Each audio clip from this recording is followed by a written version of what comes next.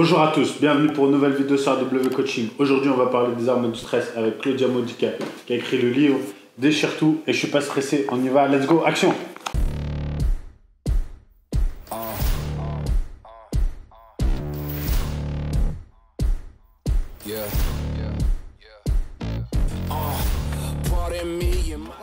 Moi, j'ai une vision du stress qui est différente dans le sens où j'aime pas trop le voir comme une menace, j'aime bien le voir comme un défi. Et en fait, le fait de le percevoir comme ça va changer la façon dont notre corps va y réagir. Parce qu'on nous dit souvent que le stress, c'est mauvais, c'est lui qui fait développer beaucoup de maladies. Il a aussi un impact sur notre composition corporelle. On va avoir plus de mal à avoir un physique, on va dire, esthétique, avec moins de gras, plus de muscles, quand on est stressé. Et le fait de le percevoir autrement, ça change aussi nos croyances sur le stress et notre corps y réagit différemment. Ensuite, il est vrai qu'il a quand même un impact qui n'est pas négligeable, donc c'est important de pouvoir le gérer au quotidien en mettant en place des routines, en traitant aussi la source du stress. J'en ai une grosse à côté de moi. Du coup, ça, je sais que dans quelques heures, c'est terminé, je vais être moins stressée. Après, il y a tout ce qui est méditation, cohérence cardiaque, l'activité physique aussi, le fait de claquer des portes très très fort, ça fait diminuer le stress.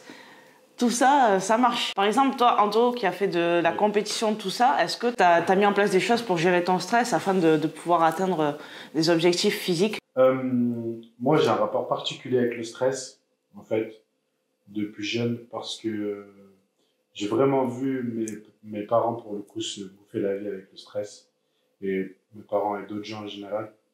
Du coup, effectivement, comme tu le dis, on peut le voir de plusieurs manières, mais je dirais qu'effectivement, je suis très peu stressé, tout simplement parce que je pense que c'est pour le coup quelque chose qu'on peut tout à fait contrôler, parce que le stress, c'est avant tout un discours interne, et la manière dont tu perçois les événements, dont tu les reçois. Alors pour le coup, le stress peut tout à fait être positif et amener à avoir plus d'adrénaline et du coup à être plus performant dans ce qu'on va accomplir.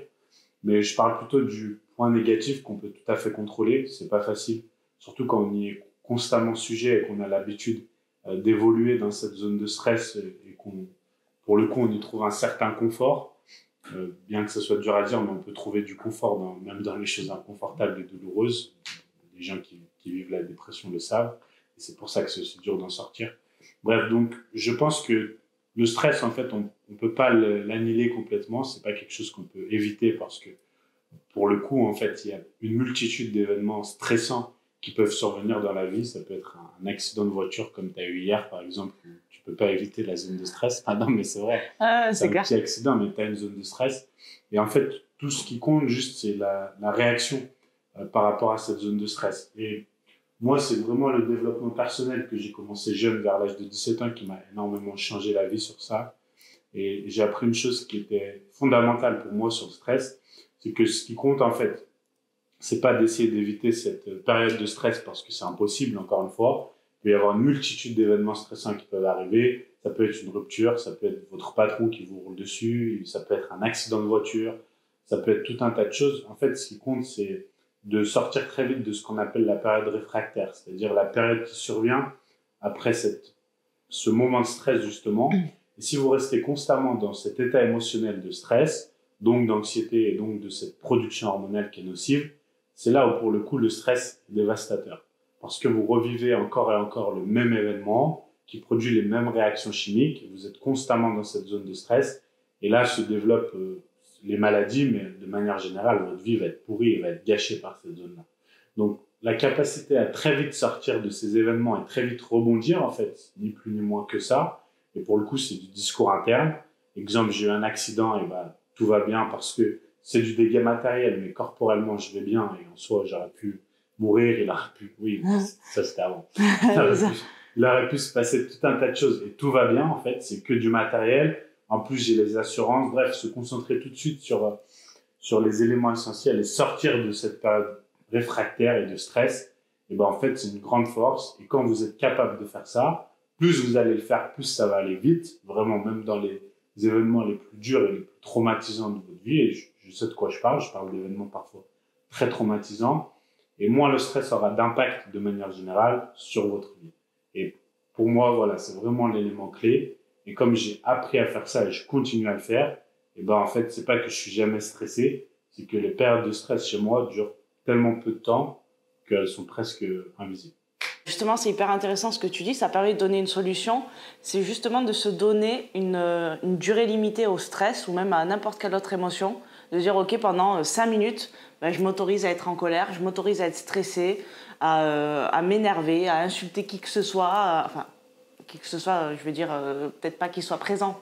On peut insulter des personnes qui sont pas là. À crier, à pleurer, peu importe. Une fois que ce temps est terminé, direct, vous passez à autre chose. Peut-être régler une alarme sur le téléphone. Et comme ça autorise aussi l'émotion d'exister, de les accueillir aussi, parce qu'on ne peut pas non plus totalement les refouler constamment. Elles finissent par revenir. Donc, autant les accepter. Donc ça peut être une solution intéressante. Et en plus de ça, vous mettre au quotidien des rituels ou des habitudes comme la méditation, la cohérence cardiaque, l'activité physique en fait partie aussi. Le fait de se divertir, je ne sais pas si vous aimez la musique, si vous aimez lire par exemple, c'est un exemple parmi tant d'autres, ben, vous pouvez utiliser aussi ces moyens-là pour faire diminuer votre stress au quotidien. Tu fais de la méditation? Je fais plus de la cohérence cardiaque maintenant. Ouais. Et comment? C'est la question. Comment? La cohérence cardiaque, c'est une technique de respiration en fait. Si vous voulez un moyen simple de mettre en place la cohérence cardiaque, retenez 5 secondes pour l'inspiration et 5 secondes pour l'expiration. Vous en faites à peu près pendant 3 minutes, comme ça vous pouvez le faire n'importe quand dans votre journée. Vous réglez votre téléphone, votre chronomètre, ça vous fait une petite pause.